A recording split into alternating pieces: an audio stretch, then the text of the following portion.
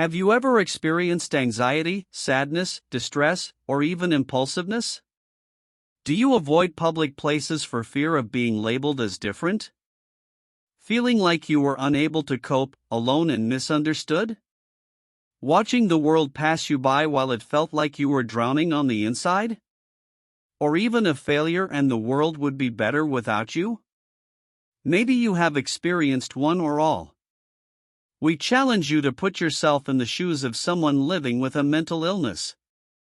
Let's help break the stigma by bringing public awareness and support to those living with these feelings, behaviors, thoughts, and emotions daily. Those living with mental illness.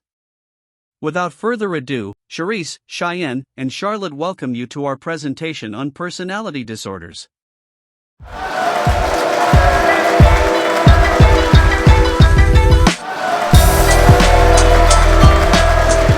Welcome, Charlotte. What is a personality disorder? So, more often than not, personality disorders commence in late adolescence or early childhood. It is considered a form of mental disorder. Typically, people living with personality disorders present adamant and unique ways of thinking, feeling, and behaving. These patterns usually limit or create social obstacles, for example, in the workplace or relationships, as well as they may experience feelings of isolation. Individuals living without a personality disorder's life expectancy is 9 to 13 years greater than individuals living with a personality disorder. So, you are saying individuals living with a personality disorder present notable difficulties in regard to self-concept, self-identity, socialization, and perhaps even empathy? Yes, that is correct. How many personality disorders are there, or are they all classified as one disorder? No, they are not classified as one disorder. The American Psychiatric Association points out that there are 10 variations of personality disorders. Furthermore, personality disorders are separated into 3 distinct clusters, cluster A, B, and C. Each personality disorder in that specific cluster represents comparable behavioral patterns and personality traits. What behavioral patterns and personality traits belong to each individual cluster? Let's begin with cluster A. Cluster A is often referred to as the odd and eccentric cluster. Paranoid, schizoid, and schizotypal are 3 personality disorders compiled into this specific cluster. Social isolation, detachment, and eccentric behaviors are all shared attributes of these 3 disorders. Cognitive impairment, atypical levels of suspiciousness, magical thinking, and perception distortions can all be present in cluster A. Cluster B, on the other hand, is referred to as the dramatic and erratic cluster. There are 4 personality disorders we will see in cluster B. They are borderline, narcissistic, histrionic, and antisocial personality disorders. The distinguished traits and patterns are impulsive control, limited insight, interpersonal difficulties, regulation and emotional comprehension. Behaviors that are typically displayed are performing antisocial acts, resorting to entitlement or desperation, or even possibly manipulation of both situation and of individuals. Lastly, there's cluster C. It is characterized by anxiety-controlled thoughts and behaviors. The last 3 personality disorders we see here are avoidant, dependent, and obsessive-compulsive personality disorders. Hypersensitivity, demand for orderliness, firm patterns of social shyness, and relationship attachment are all typical traits and patterns in cluster C. Can you give a quick overview of the difference between clusters A, B, and C? When we look at cluster A, the patterns and traits pertain to limited emotional involvement. It also is characterized by thoughts that do not follow reality and problematic social interactions, where cluster B is quite the opposite. Individuals are exceedingly unpredictable and exhibit traits and patterns that are incredibly emotional and dramatic. These characteristics and habits portrayed in Cluster C are centered upon attachment, fear, and anxiety. How should the individual living with a personality disorder be assessed? Well, using open-ended or subjective interviews is not the preferred method of assessment. Semi-structured interviews with standard questions and standard format are the chosen method in obtaining a diagnosis of personality disorders as you acquire further information than just self-report symptoms. You must bear in mind that frequently individuals living with a personality disorder are not in touch with their behaviors. Thus, they find describing themselves challenging. The perception of others could be vital to obtaining information. You may ask questions such as, how do your loved ones or coworkers describe you? Also consider their cultural and social background. You must consider what is normal and the expectations culturally. Gather data on history of suicidal thoughts or attempts, any forms of aggression, medications or illegal substances taking, past or present, if they experienced any form of abuse, and if they are at risk of harming themselves or others. Okay, so the individual has been admitted to the hospital. What should healthcare providers expect? You can expect emotions or maybe lack thereof, depending upon which cluster they fall into. Comorbid disorders, dangerous behavior, or court-ordered assessments are typically the reasons why someone living with personality disorders are admitted to the hospital. Self-awareness and critical thinking are key because they may be feeling anger, sadness, or even anxiety. Always be aware of how you are presenting yourself. Do they perceive you as a threat? Are they suspicious of you? What is some outcomes we could expect?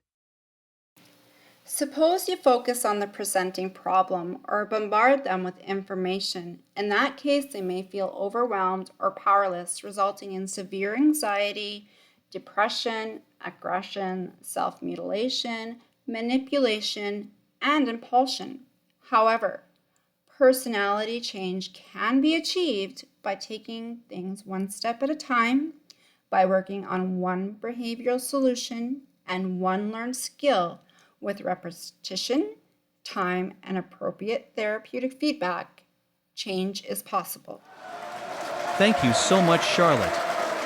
Let's move on to pharmacological treatments and procedures. I would like to welcome my co-host Amy and her expert Cheyenne. So, now that we know what clusters are and how to categorize them, how do you treat the disorder? Do you take medications? Do they work interchangeably?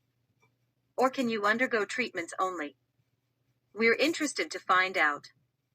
For this part, we have brought in an expert in pharmacology who can help us understand a little bit better. Awesome, thank you for having me.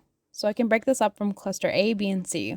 However, I should mention for the most part, patients with personality disorder they tend to resist or reject treatment. So for cluster A, starting with paranoid personality disorder, what medications we would use is anti-anxiety medications like diazepam. Its indicators for use is to reduce anxiety and agitation, and the therapeutic drug class is anti-anxiety agents, anticonvulsants, sedative hypnotics, and skeletal muscle relaxants. Its pharmacological class is benzodiazepine and controlled substances scheduled 4. We would use antipsychotic medications like haloperidol. Indicators for use is mild delusional thinking or severe agitation. Its therapeutic class is antipsychotics. Pharmacological class is buprenorphines. For schizoid personality disorder, we would use medications like antidepressants, like bupropion. Its indicators for use is antidepressants for treatment of depression with psychotherapy, treatment of depression with seasonal affective disorder, and to quit smoking. So its therapeutic drug class is antidepressants and smoking deterrents. Its pharmacological class is aminoketones.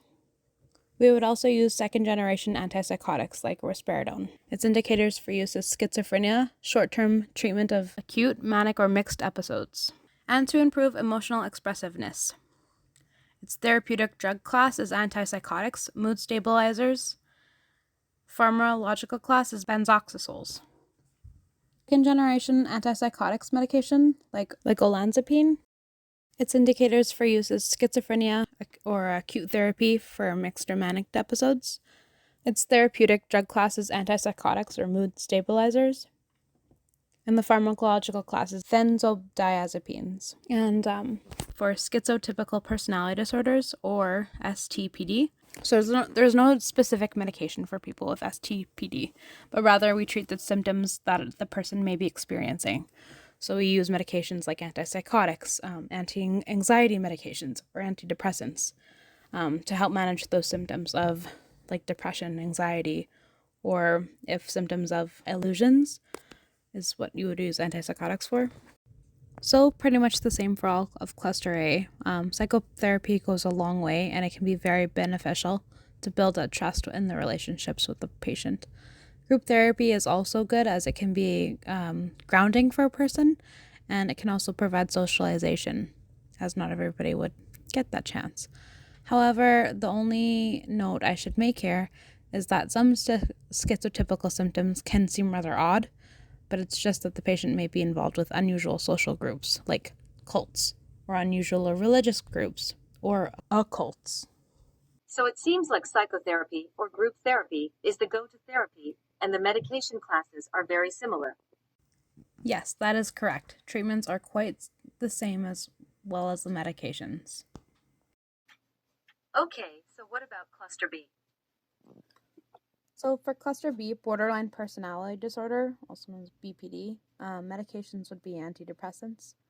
Its indicators for use would be managing depression. Its therapeutic class would be antidepressants. Logical class would be SSRIs, which is selective serotonin reuptake inhibitors.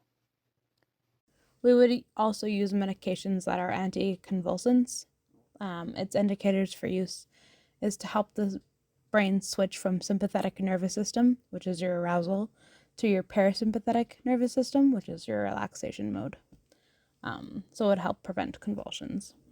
Its therapeutic class is anticonvulsants. We would use drugs like naltrexone. Indicators for use would be to reduce self-injurious behavior and for management of opiate and alcohol dependence.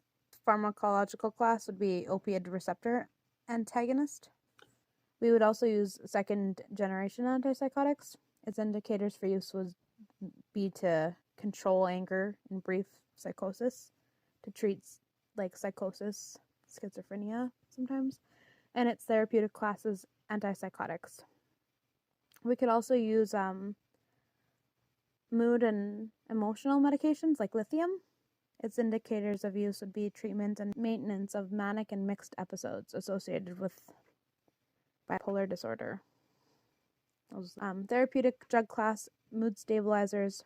It prevents and decreases incidence of acute maniac episodes. There are no medications that are used to treat narcissistic personality disorder, but rather to treat concurrent comorbid disorders. There are no medications that are used to treat histrionic personality disorder specifically, but we would use medications like antidepressants, anti-anxieties, and antipsychotics. For antisocial personality disorder, again, there are no medications that we would use to treat it, but rather to treat concurrent comorbid disorders. So overall, for BPD, dialectical behavioral therapy, or DBT, is a good treatment to help others be mindful. It's otherwise, psychotherapy is a good treatment, but also group and family therapy are as good as well. It's easier to share and help other people understand you and make the patient feel understood. And then it helps them feel like they are understood. CBT, cognitive behavioral therapy, is also good for narcissistic disorder as it helps deconstruct flawed thinking. Overall, it's safety is important here for the patient as well as for the staff, and that needs to be one of our primary goals. Okay, so there's a bit of a difference to the treatments, and really depends on the person. Yeah, precisely. And then for our last cluster C here is avoidant personality disorder. Both psychotherapy and group therapy is useful. Psychotherapy to engage in trust and assertiveness training, and group therapy to handle anxiety-provoking situations. We would use medications like atenolol. Its indications of use would be management of hypertension, angina and prevention of MI. Management of hypertension. Its therapeutic drug class would be anti-anginals, and its pharmacological class is beta blockers. We would also use anti-anxiety medications like venlafaxine. Its indicators for use is major depressive disorder, generalized anxiety disorder, social anxiety, and panic disorder. Its therapeutic class is antidepressants, anti-anxiety agents.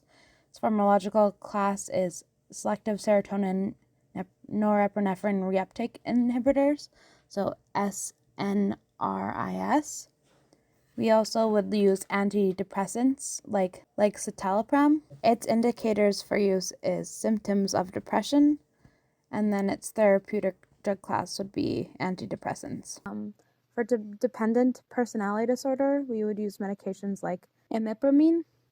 Its indicators of use is panic attacks, and therapeutic drug class is antidepressants. We would also use medications like antidepressants and anti-anxieties. And the last of the personality disorders is obsessive compulsive disorder. So we would use medications like clomipramine. Indicators of use is to reduce obsessions, anxiety, and depression. Therapeutic drug class is anti-obsessive agents. And pharmacological class is tricyclic antidepressants. And another medication we would use is fluoxetine. Its indicators of use is to help reduce OCD disorder and major depressive disorder. Its therapeutic drug class is antidepressive. Pharmacological class is selective serotonin reuptake inhibitors, so again, SSRIs. And for cluster C, psychotherapy again is good to use to build trust. Group therapy can help work through anxiety and learn new coping skills, and CBT for dependent. CBT is that cognitive behavioral therapy, and that can be used for dependent personality disorder, which can help with new attitudes. And we're at the end. That covers all the clusters and the medication or treatments. Any other questions? I don't think I have anything else to ask. Well, thanks again for having me come on here and talk about my favorite subject, pharmacology. As nurses, we definitely look forward to ending the stigma on mental health. Thank you, Amy and Cheyenne. We have learned about personality illnesses and pharmacological treatments. Now let's welcome our next guest, Charisse, and learn about non-pharmacological treatments.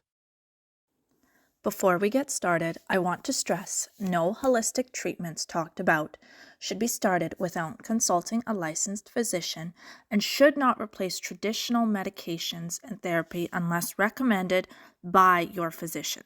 Are more people using holistic methods than traditional medications? There is an increase in holistic treatments over traditional medications for symptoms as depression, disturbed sleep patterns, anxiety, and obsessive thoughts are common. It makes sense to try holistic treatments and dietary supplements that reduce these symptoms. Will you see results right away when trying holistic treatments? No, it can take months, so you must have patience and stick with it. During this time, you can learn your triggers and use specific techniques such as mediation, grounding to present techniques, acknowledging the behavior, taking time to pause your feelings before reacting to help counter and cope with symptoms.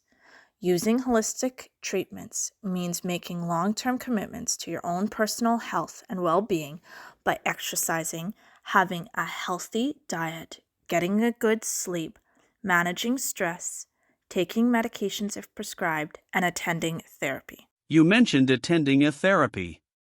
Are there different kinds? Yes, any kind of psychotherapy is important to attend, but certain types are tailored for specific illnesses.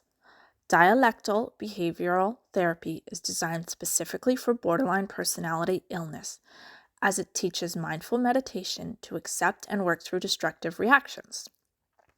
The theory behind behaviors that create self-harm is that it is a coping mechanism for stress from an environment that is negatively viewed by that person. So dialectical behavioral therapy uses behavioral and cognitive techniques to combine with mindfulness to help the person to become aware of their thoughts and to shape them. Other forms of therapy include schema-focused group therapy, designed to determine unmet needs which have led to negative patterns. Metallization-based therapy for you to talk through your feelings and thoughts and to come up with better concepts for the situation.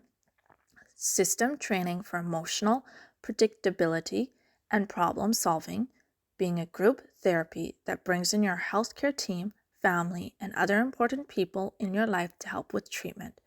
And finally, transference-focused psychotherapy to talk with your therapist about interpersonal difficulties and your emotions to transfer into everyday life. Now that we have covered therapy, what are some supplements you can take to possibly help minimize symptoms? Let's start with the most important. Well, I like to say it's the most important. Chocolates. Wait, what chocolate can help with symptoms? Yes, depression and decreased focus and memory are common for those with personality illnesses. Cocoa holds valuable nutrients that can help decrease depression while increasing focus and memory. What else can a person take for symptoms? About 50% of the population suffer from a deficiency of vitamin D. This deficiency can result in anxiety, depression, and mood illnesses. A lot of these symptoms are included in personality illnesses, so you can see why increasing your vitamin D intake to manage symptoms is a good alternative to traditional medications. What are some ways we can increase our vitamin D intake? I'm glad you asked that. You can increase your intake by increasing time spent in the sun, drinking fortified milk or dairy products, and eating wild-caught salmon. Increasing your vitamin C intake can decrease anxiety as well. So vitamins can help with symptoms. What else can a person do to decrease their symptoms using natural products? You can also increase your omega-3 and magnesium intake. Since the body's levels are naturally low when dealing with mental health illnesses, increasing intake is helpful. In a woman, increasing her omega-3 fatty acid intake may help reduce depression symptoms, as well as help reduce aggression in both genders. Magnesium is helpful for decreasing depression, anxiety, and migraines, all which are common symptoms of personality illnesses. That is interesting. According to Kate Rosenblatt, talk-based therapist, healthy stress management skills are important. For example, meditation and breathing exercises can help activate our parasympathetic nervous system response, bringing our bodies out of fight or flight and into rest and digest. So managing stress levels is important as well? Yes, having a healthy outlet for stress management is an essential part of being successful when dealing with any mental illness or personality disorder. Did you know that using the herb valerian root may help manage stress? How does it do that? The plant contains compounds that act with the body's GABA receptors, which are responsible for the regulation of sleep. It can even help increase the amount of GABA produced in the body. Serotonin and adenosine receptors, which assist with sleep and mood regulation, can also be affected in a positive way by this herb. Thank you for taking the time to share all this information. One last question for you. In your personal opinion, what do you think is the best way to help yourself if you are struggling mentally? Do not be afraid to reach out. There is nothing wrong with you as a person. As we have learned, our bodies sometimes have imbalances that trigger illnesses. Coming to realize this is the first step. Knowing that you need help to manage the hormones in your body is not weakness, it is strength. Do not judge yourself or others for this. Thank you for sharing, and that concludes episode 1 of Personality Disorders by HealthCast.